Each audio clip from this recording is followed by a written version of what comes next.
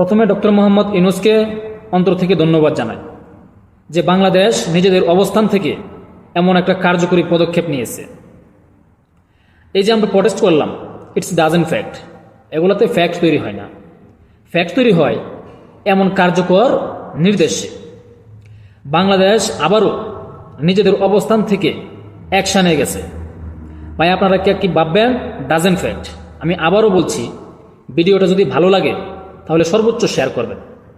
আমাদের যে পাসপোর্ট ছিল, পাসপোর্টের একদম শেষের দিকে লেখা ছিল, this passport is valid for all countries of the world except Israel.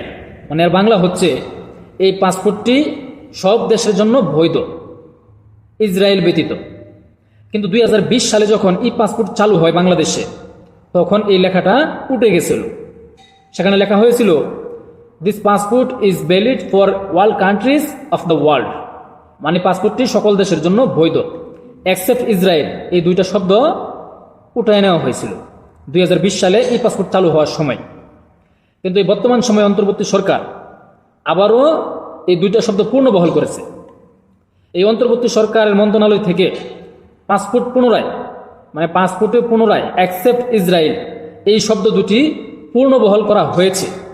13 April স্বরাষ্ট্র মন্ত্রণালয় সুরক্ষা বিভাগ থেকে প্রকাশিত বিজ্ঞাপনের বিষয়টি জানানো হয়। এই বিষয়ে স্বরাষ্ট্র মন্ত্রণালয়ের সুরক্ষা সেবা বিভাগের উপসচিব নীলিমা আফরোজ বলেছেন, পাসপোর্টে নতুন করে অ্যাকসেপ্ট ইসরায়েল বিষয়টিকে বহাল করা হয়েছে এবং এ নিয়ে একটি প্রজ্ঞাপনও জারি করা হয়েছে। আগে বাংলাদেশের পাসপোর্টে লেখা থাকতো, এই পাসপোর্টটি বিশ্বের সব দেশের জন্য বৈধ, ইসরায়েল ব্যতীত। মানে আগে বাংলাদেশে এই লেখাটা পাসপোর্টে ছিল 2020-এর আগে, যে ইসরায়েল ব্যতীত সমস্ত দেশে বৈধ, শুধু ইসরায়েলে যেন বাংলাদেশের কোনো নাগরিক যেতে না পারে, তাদের সাথে আমাদের কোনো কূটনৈতিক বা কোনোভাবে তাদের সাথে সম্পর্ক নাই। কিন্তু 2020 সালে যখন ই পাসপোর্ট চালু হয়, তখন লেখাটাকে সরিয়ে দেওয়া হয়। এখন আবারও এই অন্তর্বর্তী সরকারের স্বরাষ্ট্র মন্ত্রণালয় থেকে জানানো হয়েছে যে এই অ্যাকসেপ্ট ইসরায়েল দুইটা শব্দ পূর্ণবহাল করা হয়েছে। তো এই যে একটা কার্যকরী পদক্ষেপ নিয়েছে, আমরা প্রটেস্ট করলাম, শুধু প্রটেস্ট করলে কিন্তু হবে না, এরকম কার্যকরী পদক্ষেপ নিতে হবে। তো বিশ্ব থেকে যে কয়টা মুসলিম কান্ট্রি আছে, আরও অন্যান্য রাষ্ট্রগুলো যদি এভাবে সমর্থন করতো যে আমরা ইসরায়েলে যাব না, ইসরায়েলে আমাদের দেশে আসতে পারবে না, কূটনৈতিক সম্পর্ক থাকবে না, এরকম কার্যকরী পদক্ষেপ নিলে অবশ্যই তারা একটা চাপে পড়ত।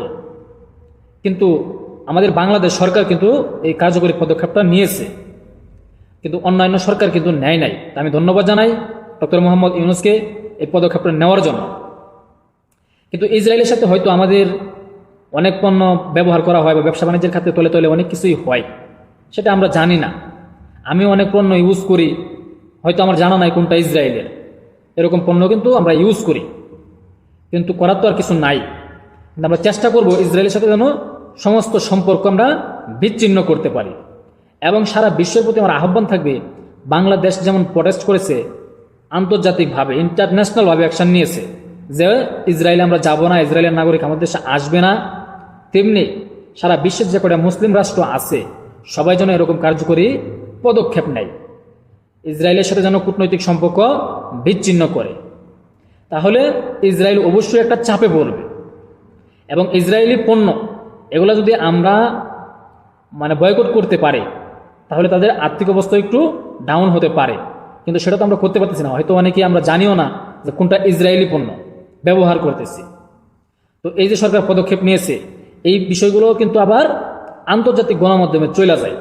ইসরায়েলের যে নিউজ, সেখানেও কিন্তু উঠে গেছে যে বাংলাদেশ থেকে এভাবে প্রটেস্ট করা হইতেছে কূটনৈতিকভাবে, ইন্টারন্যাশনালভাবে। বাংলাদেশে কি হচ্ছে না হচ্ছে আন্তর্জাতিক মিডিয়া কিন্তু এগুলা দেখতেছে। এই যে ডোনাল্ড ট্রাম্পের ছবিতে জুতা দেওয়া হয়েছে, জুতা মারা হয়েছে, এগুলো কিন্তু ট্রাম্প দেখতেছে। এভাবে প্রটেস্ট করতে পারলে অবশ্যই আমরা সফল হতে পারবো ইনশাল্লাহ। অপেক্ষায় থাকুন। আসসালামু আলাইকুম।